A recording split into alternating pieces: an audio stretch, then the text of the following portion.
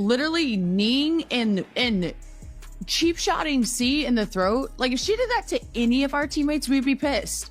But like, yeah, they're definitely targeting her, and the league and the refs do. Watch the body language. Notice how Sophie Cunningham's entire demeanor changes when the conversation shifts to what happened on the court. This isn't ordinary frustration.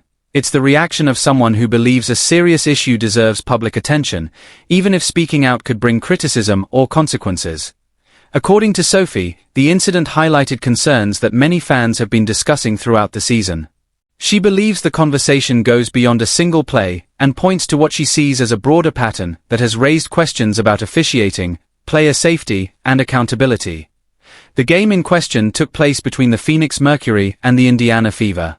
During a drive to the basket involving Caitlin Clark and Alyssa Thomas, a controversial sequence unfolded that quickly became one of the most debated moments of the season. Fans, analysts, and former players all weighed in, offering different interpretations of what happened and whether the officials responded appropriately. What intensified the discussion was the league's disciplinary decision. Alyssa Thomas received a one-game suspension, a punishment that immediately sparked strong reactions from both supporters and critics. Some felt the penalty was appropriate, while others argued it did not go far enough. For many observers, the debate is no longer just about one player or one game. It has become a larger discussion about how the WNBA handles controversial incidents, protects its athletes, and maintains consistency in discipline. Sophie's comments reflect the frustration felt by a segment of fans who believe those questions still need clearer answers. Right here, Angelica suffering. I'm calling her out, man. Literally looking at this. She's paying attention to it, and I'm thinking every ref is paying attention to the ball. They usually do that. They have a problem with doing that, and they miss things like this, but you literally have this lady looking right at it, man. Now, this is where the situation becomes even more troubling. Sophie essentially confirmed what many viewers suspected while watching the game. According to her, most Mercury players likely didn't witness the full incident in real time.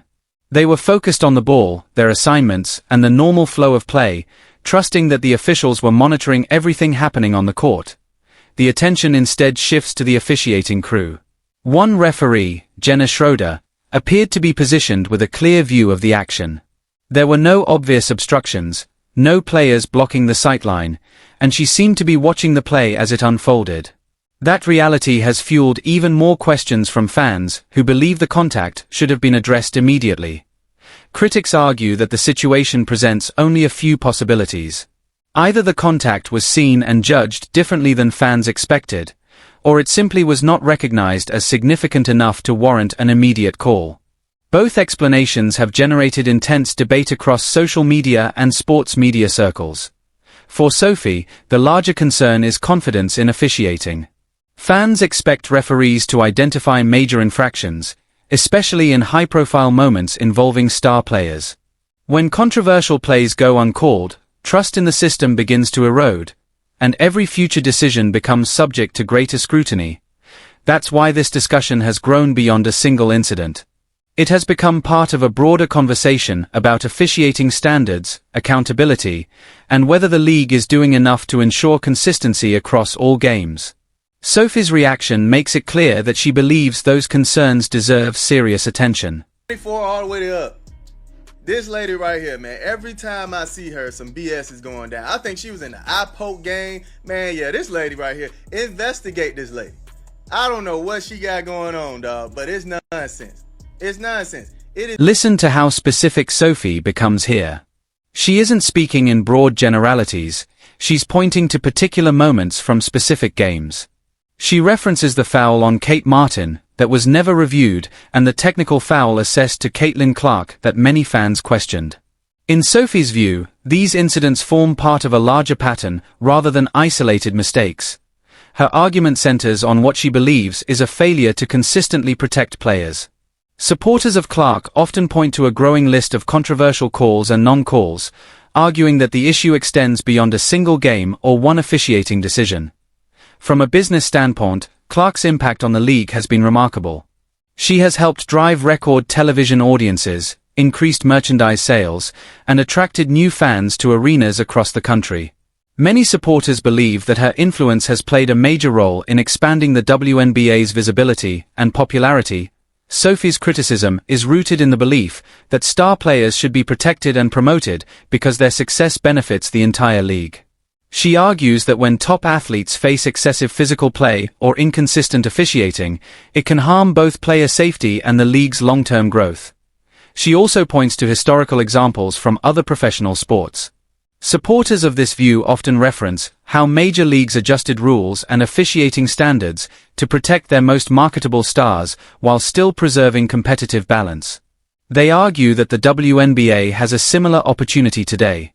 For Sophie, the issue is not simply about one player or one controversial moment. It's about whether the league is fully embracing the opportunity presented by its rising stars and creating an environment where they can thrive. That ongoing debate continues to divide fans, analysts, and players across the basketball world. Why would you ever put me on it? But people are up in arms that Caitlin's not on it, and then also watching her get kind of her ass kicked last night. I do see everyone being like, why does the league not protect this person? I don't want to get in beef with Kathy either, but it's like, it is like she's jealous of her, or like thinks that like because she's a bigger face than her or like anyone the WNBA's had, that she like won't give her the platform. It's so weird. Sophie took her criticism a step further by directly mentioning Commissioner Kathy Engelbert. Rather than speaking in vague terms, she questioned decisions that many fans have already been debating for months. One example frequently cited is the league's 30th anniversary promotional campaign. Critics noted that Caitlin Clark, coming off one of the most talked about rookie seasons in WNBA history, was not featured as prominently as some expected. At the same time, other players received significant visibility in the league's marketing efforts. Supporters of Clark argue that her impact on attendance, television ratings, merchandise sales, and overall fan engagement made her one of the most influential figures in the sport. Because of that, they believe she should have been at the center of more promotional campaigns. Sophie suggested that the league has not fully embraced the opportunity presented by Clark's popularity. In her view, the WNBA should be doing everything possible to highlight players who are driving unprecedented attention to the league. The debate becomes even more interesting when considering the business side. Companies associated with WNBA merchandise and marketing have successfully used Clark's image in other campaigns, leading some fans to question why she wasn't featured more prominently in certain league promotions. As a result, questions about leadership, marketing strategy, and player promotion continue to dominate conversations among fans. Some believe the league has done a strong job balancing attention across multiple stars, while others argue that it has failed to maximize the momentum generated by its most recognizable players. Regardless of where people stand, one thing is clear: Caitlin Clark's influence has become impossible to ignore. Her presence continues to shape discussions about the future growth, visibility, and direction of the WNBA. That should be Caitlin, that should be Kelsey Mitchell, that should be Aaliyah Boston. Like, why are we putting random players on there? I'm one of them. And that's the funny thing, man. I actually thought that it might have been Caitlin's brand getting in the way of getting on that poster, you know, using her likeness and all that. But that same company actually sold necklaces with Caitlin Clark's face on it. So that couldn't be the issue, right? And honestly, man, it would behoove the WNBA and Kathy to actually try to protect Caitlin, man. We seen the Jordan rule come out and how the NBA was protecting Jordan after seeing him get his butt whooped all up and down the court with the Pistons. You saw the Jordan rule come out, man, and it's not necessarily saying nobody is paying attention to the other players. Any dirty foul that happens, I call it out. And there it is. Sophie has voiced what many Fever fans have been saying for months. In her view, the WNBA should be heavily promoting Caitlin Clark, Kelsey Mitchell, and Aaliyah Boston as some of the league's most recognizable stars. Instead, she believes the league often misses opportunities to showcase the players drawing the most attention and excitement. From a business perspective, the numbers are difficult to ignore. The Indiana Fever experienced a dramatic surge in attendance after Clark's arrival. Games that once drew modest crowds quickly became some of the hottest tickets in women's basketball. Road games saw similar growth, with opposing teams benefiting from increased ticket sales and larger audiences whenever the Fever came to town. One of the most notable examples came when Indiana played in Washington, where a record-setting crowd packed the arena. Moments like that have fueled the argument that Clark has become one of the league's biggest attractions and a major driver of fan interest. For Sophie, the issue goes beyond marketing. She believes the league should be doing everything possible to protect, support, and promote players who are helping grow the sport. In her opinion, failing to fully embrace that opportunity is not just a missed chance. It's a serious organizational mistake. That's why she chose to speak publicly, despite the possibility of criticism or disciplinary action. Sophie feels someone needed to address the issue directly. Whether fans agree with her or not, her comments have added even more fuel to an ongoing debate about leadership, promotion, and the future direction of the WNBA. In my life. So let me take you through. I'm going to agree, actually. I think I've seen you do crazier and that was a weak double tech on both of you, for being honest. Dude, so what happened is, damn, she's always involved. She's always involved in some stuff. Like, get your... Sophie described the sequence in detail. Alyssa Thomas committed a foul on Caitlin Clark, which by itself wasn't unusual. However, according to Sophie, Thomas appeared to do something extra after the whistle. Then, Deja Carrington became involved and escalated the situation. Yet somehow, it was Caitlin Clark who ended up receiving the technical foul. Sophie said she approached the referee with what she believed was a simple and reasonable question. If Clark was being assessed a technical foul for reacting, why wasn't the player who allegedly initiated the confrontation also given one? According to Sophie, the question was asked calmly and respectfully. What happened next surprised her. The referee issued Sophie a technical foul. Not for yelling, using profanity, or making physical contact, but simply for pointing. In her view, it was a gesture that players and coaches use regularly throughout games, yet on this occasion it resulted in a penalty.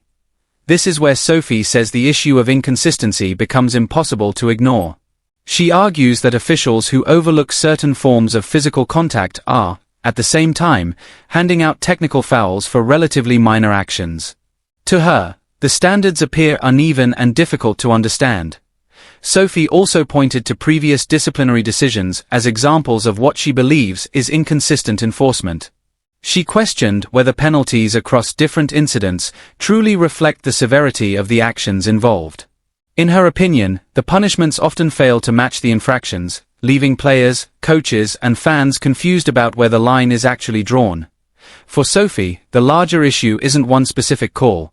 It's the perception that rules are being applied differently depending on the situation. That lack of consistency, she argues, is what continues to frustrate players and fuel debate throughout the league. Man, you're losing it, dog. You're losing it. I don't understand where you're coming from with that. But Lisa Leslie ended up coming in and giving her 10 cents about it, man. Listen to what she had to say. Ladies, your thoughts just as the league continues to work through what many perceive as consistency issues, especially when it comes to games being officiated, Lisa. Well, officiating is tough. I don't know if anybody's ever even tried to officiate. It's not the easiest game. It's one of the most thankless jobs you can do. But in this particular situation, I thought that the last official should have been able... Leslie's perspective carries significant weight because she's a WNBA legend, a 3-time MVP, 4-time Olympic gold medalist, and Hall of Famer. She's not just another commentator offering an opinion. She's someone who has lived and shaped the game. That's why her criticism of the officiating has resonated with so many fans. Leslie emphasized an important point about how basketball was traditionally played. The game was always physical and intensely competitive, but there was also an unwritten code of respect. Players competed hard, yet they didn't intentionally try to injure opponents. If accidental contact occurred, whether from an elbow or a hard foul, players typically acknowledged it and helped each other up, showing there was no harmful intent. According to Leslie, what separates a hard foul from a dirty play is intent. She argued that actions, reactions, and body language often reveal more than words. That's why discussions surrounding player conduct continue to generate such strong reactions across the basketball community. Perhaps Leslie's most important point was that every player deserves equal protection. Not just superstars, not just fan favorites, but every athlete on the court. She believes the league must ensure player safety remains a priority for everyone. Leslie also questioned whether the punishment handed down was strong enough. In her view, a one-game suspension did not adequately address the seriousness of the situation, and she felt stronger consequences should have been considered. Her comments have fueled a larger conversation about officiating standards, player safety, and how the league should respond when controversial incidents occur. For many fans, the debate is no longer about a single play. It's about the future direction of the WNBA and the standards it wants to uphold. You know, she only get a game suspension, which really is not enough for me. I'm thinking like 5 minimum.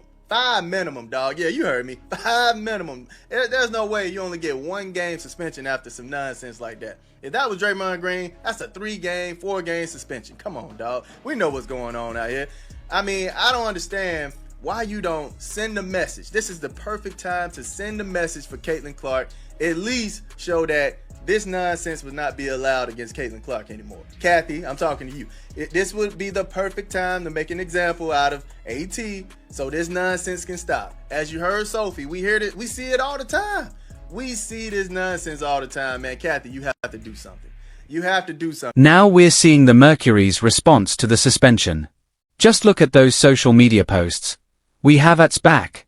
You don't stand alone. When they go low, we go high. The entire team has rallied around Alyssa Thomas, as though she's the victim in this situation. That's what makes this so frustrating. If a teammate gets suspended for a hard, borderline foul, you support them. That's normal. But many critics argue this wasn't borderline. They point to 2 separate incidents, captured from multiple camera angles, and claim they crossed the line of acceptable play. Mercury head coach Nate Tibbetts added fuel to the controversy with his press conference remarks. He stated that calling the plays cheap shots was ridiculous. Notably, he didn't deny the incidents occurred. Instead, he challenged how they were being characterized. Tibbetts also argued that people shouldn't rely solely on social media clips and screenshots when evaluating the situation. Supporters see that as a call for context, while critics believe it dismisses video evidence that millions have already watched. As a result, many fans feel the Mercury organization is prioritizing team loyalty over broader concerns about player safety. The debate has now grown far beyond a single game and has become a discussion about how the WNBA handles discipline, officiating, and accountability. Critics point to what they view as an officiating failure. They argue that officials were in position to make calls, but either missed them or chose not to act. Others note that this isn't the first time fans have questioned officiating decisions involving Caitlin Clark. The league's disciplinary response has also been heavily debated. Alyssa Thomas received a 1-game suspension, a punishment some believe was too lenient. Critics argue that such penalties fail to deter future incidents and send the wrong message about player conduct. Questions have also been raised about league leadership. Many fans believe the WNBA should be doing more to protect its biggest stars, especially those driving record-breaking attention, viewership, and revenue. Supporters of Caitlin Clark argue that stronger officiating and tougher penalties would help safeguard the league's long-term growth. Meanwhile, the Mercury organization continues to stand behind Thomas. Coaches, teammates, and supporters have publicly defended her, while critics argue that accountability is being overlooked. The larger concern is what message all of this sends to future players entering the league.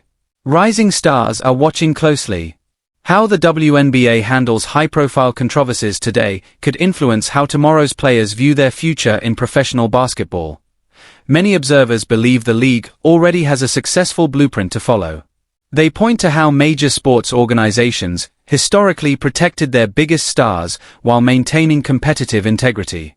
The challenge now is whether the WNBA can strike that same balance. The heart of the debate is a simple question.